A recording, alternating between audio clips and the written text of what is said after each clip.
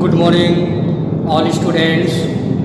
Genius public inter college की online class में आप सभी का स्वागत है। स्टूडेंट्स, आज हम लोग कवि रस खान जी द्वारा भक्ति के दृष्टिकोण से जो विचारधारा प्रस्तुत किया उसको आज हम लोग फिर से आगे की जानकारी प्राप्त करेंगे। पिछली क्लास में आप लोगों ने रस खान जी द्वारा पुनर्जन्म का जो सिद्धांत है उसकी चर्चा आप लोगों ने की,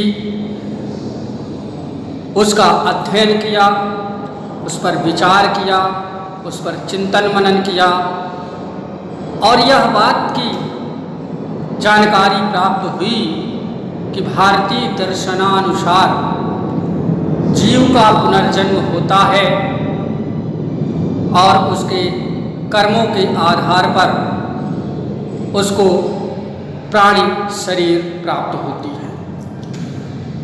और रसखान ने यह भी व्यक्त किया कि हर जन्म में किसी भी परिस्थिति में वे श्री कृष्ण से संबंधित वस्तुएं स्थान से संबंध रखना चाहते हैं और नाता रखना चाहते हैं।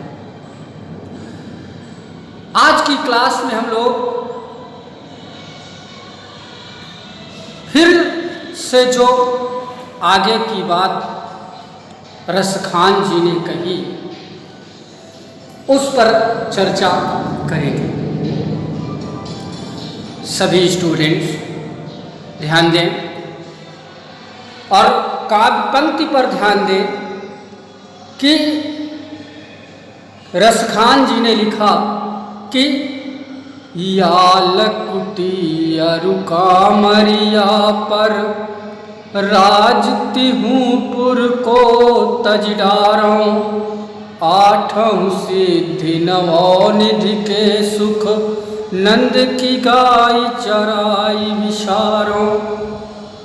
रसखान जी ने कहा कि मैं अपने आराध्य देव श्री कृष्ण की लकुटी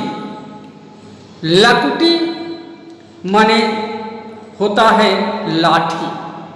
आप लोग ध्यान दें कि ग्रामीण अंचल क्षेत्रों में गाय भैंस जानवर इत्यादि को चराने वाले जो चरवाहे होते हैं वे अपने हाथों में एक लाठी लेकर के चलते हैं।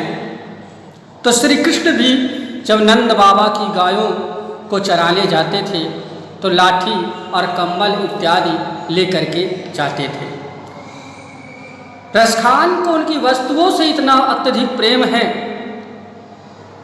कि उन्होंने कहा कि मैं या लकुटी अरुका मरिया पर, या लकुटी अरुका मरिया पर, अर्थात उस लाठी और कामरिया माने होता है कंबल। मैं श्री कृष्ण के उस लाठी और कंबल पर राजती हूँ पुर को तजडारो। राजती हूँ पुर माने लोक, मैं तीनों लोकों के राज सत्ता या सुख को भी छोड़ने को तैयार हूँ।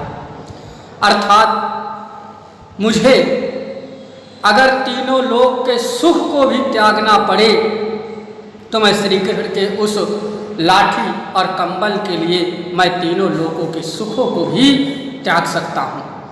और क्या कहते हैं, आठों सिद्धि नवो निधि के सुख नंद की गाय चराय विशारो। मैं आठों सिद्धियों और नवो निधियों, है ना, मैं उन नौ निधियों अर्थात मैं इस पृथ्वी लोक के, इस संसार के हर सुख को मैं अपने आराध्य देव श्री कृष्ण की भक्ति के लिए त्यागना चाहता हूँ। इस काव्य पंक्ति से भारतीय दर्शन का यह विचार प्रस्तुत हो रहा है कि यदि इस संसार के किसी भी मानव को अगर ईश्वर की भक्ति को प्राप्त करना है तो सर्वप्रथम उसे अपने सांसारिक सुखों का त्याग करना पड़ेगा, क्योंकि जब तक इस भौतिक सुख के संसाधनों में, इस भौतिक वस्तुओं के चकाचौंध में, आकर्षण में जीव लिप्त रहेगा, तब तक उसके अंदर अहंकार विराजमान रहेगा, और जब तक अहंकार है तब तक मनुष्य को कभी ईश्वर की भक्ति नहीं प्राप्त हो सकती। इस बात को कबीर ने भी लिखा कि जब मैं था तब हरि नहीं, अब हरि है मैं नाई, सब अंधियारा मिट गया जब दीपक देखा। कह रहे हैं कि जब तक मनुष्य के अंदर अहंकार की भावना रहेगी तब तक वह कभी ईश्वर का दर्शन नहीं कर सकता, या ईश्वर का प्रेम नहीं प्राप्त कर सकता, या ईश्वर की कृपा कभी प्राप्त नहीं कर सकता। इसलिए इस काव्य पंक्ति के माध्यम से रसखान जी ने यह व्यक्त किया कि जीव को, मनुष्य को अगर ईश्वर की भक्ति प्राप्त करना है, ईश्वर का प्रेम प्राप्त करना है, ईश्वर के सानिध्य में रहना है, तो मनुष्य के अंदर से जो अहंकार है, अर्थात इस भौतिक सुखों को, इस भौतिक संसार के सुखों को त्यागना होगा। फिर क्या कहते हैं, रस खान कबो इन आँखिन सौ, ब्रज के बन बाग तड़ाग निहारों, कौटिक ये कल धौत के धाम, करील के कुंजन ऊपर वारों। रसखान कहते हैं कि कबो इन आँखिन सौ, कि हे प्रभु कभी ऐसा भी दिन मेरे जीवन में आएगा कि मैं अपने इन आँखों से ब्रज के वन बाग तड़ाग निहारूं। मैं इस ब्रजमंडल के वन बाग, तड़ाग, तड़ाग में तालाब, मैं उस ब्रजमंडल के मनोरम और मनोहारी वनों को, उस ब्रजमंडल के उपवनों को, उन ब्रजमंडल के तालाबों को अपनी इन आँखों से देखूंगा, जिन वन, उपवन और तालाब में आराध्य देव श्री कृष्ण ने अपनी रास लीलाएं, अपनी क्रीड़ाएं की हैं। ऐसे सौभाग्यशाली स्थल को, ऐसे पावन स्थल को, ऐसे पावन स्थली को देखने का मेरा सौभाग्य इन आँखों से कब होगा? कौटिक ये कल धौत के धाम। कह रहे हैं कि कौटिक, कौटिक माने होता है करोड़ों, ये कलधौत के धाम, कलधौत के धाम का मतलब होता है सोने चांदी के महल। कह रहे हैं कि मैं करील के कुंजन ऊपर वाला, करील, करील माने होता है कांटेदार झाड़ियाँ, जो कांटेदार झाड़ियाँ अर्थात ब्रजमंडल की जो कांटेदार झाड़ियाँ हैं, कुंजन हैं, मैं उन पर अपने करोड़ों सोने चांदी के महल को भी वारने को, अर्थात न्यौछावर, है ना, न्यौछावर करने को तैयार हूँ। अर्थात इस काव्य पंक्ति के माध्यम से कवि रसखान जी ने अभिव्यक्त किया है कि मैं अपने आराध्य देव श्री कृष्ण की लीला भूमि ब्रजमंडल के लिए मैं अपने जीवन का सर्वस्व अर्थात कीमती से कीमती वस्तु भी मैं न्यौछावर करने को तैयार हूँ, परंतु मुझे जीवन जन्म जन्मांतर तक मुझे भगवान आराध्य देव श्री कृष्ण का सानिध्य प्राप्त होना चाहिए। ध्यान दें कि ब्रज भाषा का प्रयोग हुआ है।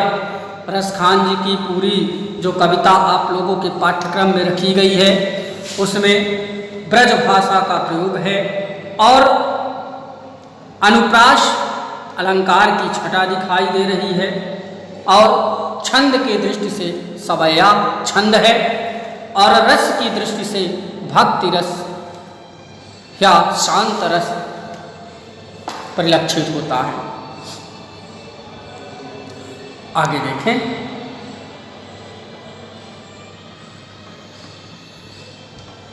इस काव्य पंक्ति में आप लोग देखेंगे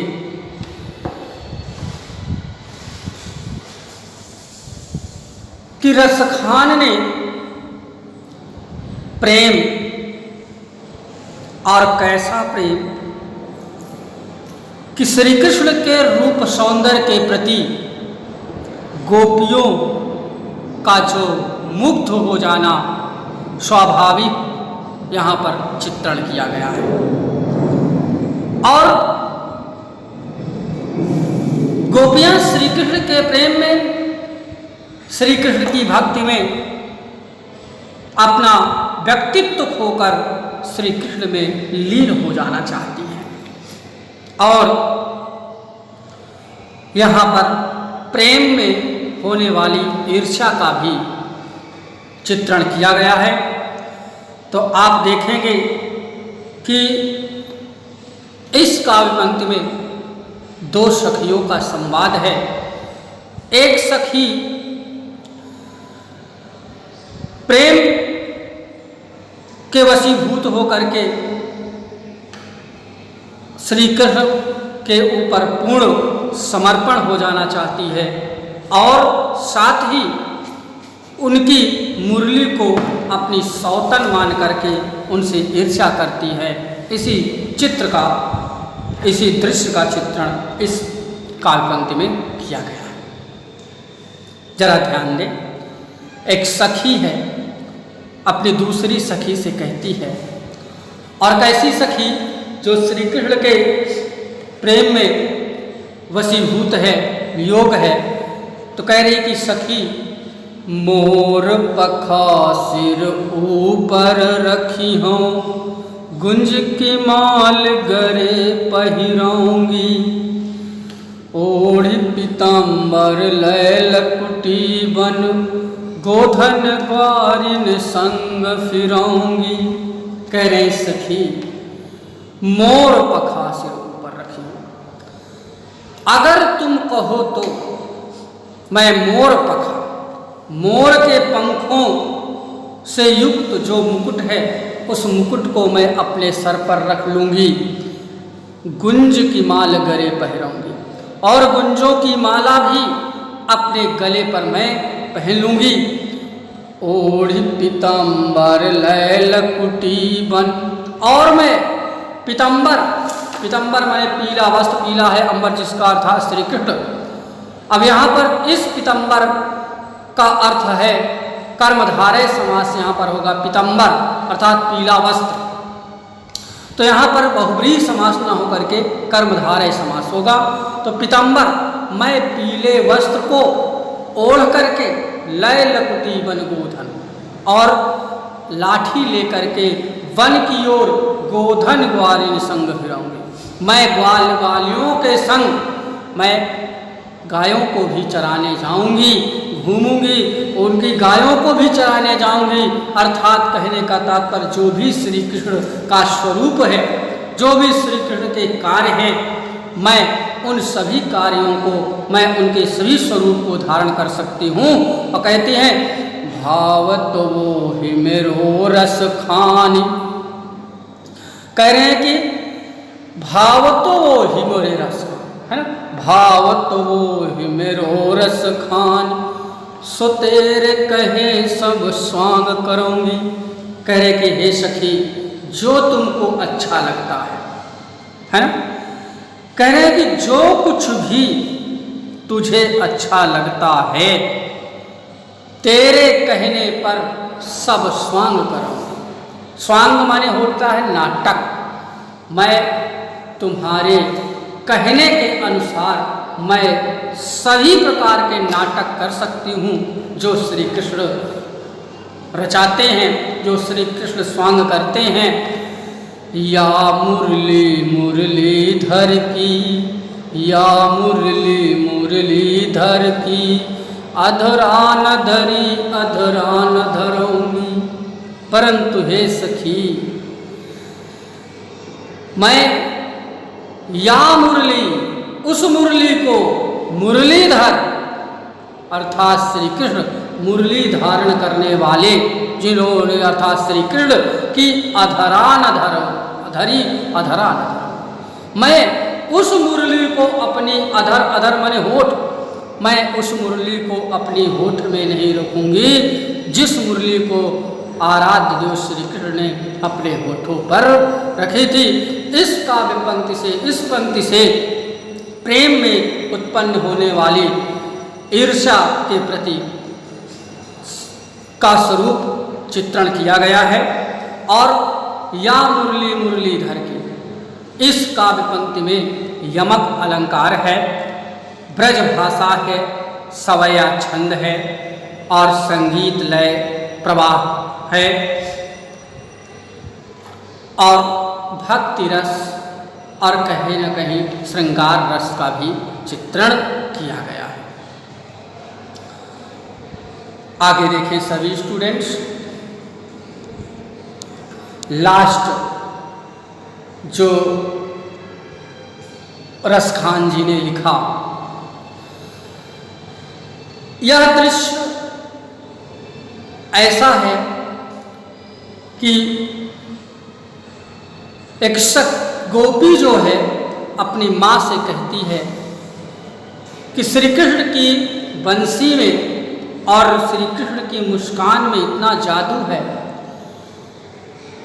कि इस ब्रज मंडल के लोग चाहे कितना भी कुछ कहें, लेकिन जब श्री कृष्ण की वह मुस्कान और उनकी बांसुरी की मधुर तान बजेगी, तब मैं रोकने पर भी खुद को नहीं रोक पाऊंगी। तो वही कह रहे हैं, कानन दय अंगुरी रही वो जब ही मुरली धुनि बंद बजे हैं। कह रहे हैं कि कानन दय है ना, कानों में दय देकर अंगुरी रहे, है ना। कह रहे कानों में उंगली रख करके रहेंगे जब ही मुरली धुनि बंद बजेंगे, है ना। अंगुरी रही है ना, कि कानों में जो है अंगुली देकर धुनि जब ही मुरली धुनि बंद बजेंगे, अर्थात जब मुरली धर श्री कृष्ण अपनी मुरली की मधुर तान को बजाएंगे मंद मंद गति से, और मोहन तानन सोरस खान अटा चढ़ी गोधन गए हैं तो गए हैं। करें कि मोहिनी तानन सो रसखान, रसखान जी कह रहे हैं कि जब श्याम श्री कृष्ण अपने मन को मोह लेने वाली तान को शुरू करेंगे तो अटा चढ़ी गोधन गए हैं तो गए हैं, है ना। तो सखियाँ जो है गोपियाँ या ब्रजमंडल के लोग उनकी तान को, उनकी मधुर ध्वनि को सुनने के लिए अटा पर अर्थात छत पर चढ़ जाएंगे, अटारी पर चढ़ जाएंगे, महल पर चढ़ जाएंगे। इसलिए श्री कृष्ण की बंसी की ध्वनि को सुनने के लिए, श्री कृष्ण की बंसी को सुनने के लिए वे अपनी अपनी छतों पर चढ़ जाएंगे। और क्या करें, तेरी कहों सिंगरे ब्रज लोगनी, तेरी कहों सिंगरे ब्रज लोगन काल को कितनो समझई हैं। करें कि तेरी, तेरी मने पुकारना, कहों मने कहें, सिगरे मने संपूर्ण ब्रज लोगन, ब्रज के लोग, काल मने कल, है ना। करें कि कल ब्रज मंडल के लोग कितने भी कुछ कहें पुकारें बार बार और कितनों समझें, कितना भी वो समझाएंगे, परंतु माई रिवा मुख की मुस्कान। क्या दृश्य है श्री कृष्ण का, कह रहे कि माई रिवा मुख की मुस्कान संभार न जय है न जय है न जय है। कहे कि हे माँ, हे माता, जब वह श्री कृष्ण की मनमोहक मुस्कान एवं उनकी बांसुरी की मधुर धुन के सामने मैं स्वयं को नहीं रोक पाऊंगी, स्वयं को नहीं रोक पाती हूँ, है ना। और कहते हैं कि मैं उनकी मुस्कान, मैं उनकी मंद मंद मुस्कान और उनकी मंद मधुर, उनकी जो मधुर तान है बंसी की, उस मधुर तान को सुन करके मैं स्वयं को विवश हो जाती हूँ, मैं स्वयं को विवश महसूस करने लगती हूँ, स्वयं को कमज़ोर हो जाती हूँ। चाह करके भी मैं उनकी मुस्कान को देखने के लिए खुद को नहीं रोक पाती हूँ। तो ये प्रेम का दृश्य दर्शाया गया। रसखान जी ने कहा और इस काव्य पंक्ति के माध्यम से उन्होंने श्री कृष्ण की मोहनी मुस्कान, रूप, सौंदर्य और बांसुरी की तान का भी उन्होंने स्पष्ट वर्णन किया है। साथ ही ब्रज भाषा का प्रयोग और मधुर और कोमल शब्दों का प्रयोग किया गया है। और उसके बाद इसमें न जय है कि आवृत्ति से गोपी का जो उन्माद है अवस्था का, उस उन्माद अवस्था का चित्रण किया गया है कि जब श्री कृष्ण की तान और मंद मुस्कान शुरू होगी तो खुद को गोपी भी अपने आप को नहीं रोक पाएगी। वह श्री कृष्ण को देखने के लिए, श्री कृष्ण की ध्वनि को देखने के लिए वह छत पर चढ़ जाएगी। तो इस प्रकार से आप लोगों ने रसखान जी द्वारा श्री कृष्ण की भक्ति की दार्शनिक विचारधारा को आपने पढ़ा, समझा और जाना। नेक्स्ट क्लास में हम लोग श्री कृष्ण रसखान जी द्वारा जो प्रश्न इस पाठ्यक्रम से बनते हैं उस पाठ्यक्रम पर हम लोग चर्चा करेंगे और एक परीक्षा की दृष्टि से जो प्रश्न आते हैं प्रश्न पत्र में उस पर भी चर्चा करेंगे। सभी स्टूडेंट सही से इस काव्य पंक्ति की व्याख्या को, भावार्थ को समझ लेंगे। आज की क्लास यहीं तक। Have a nice day.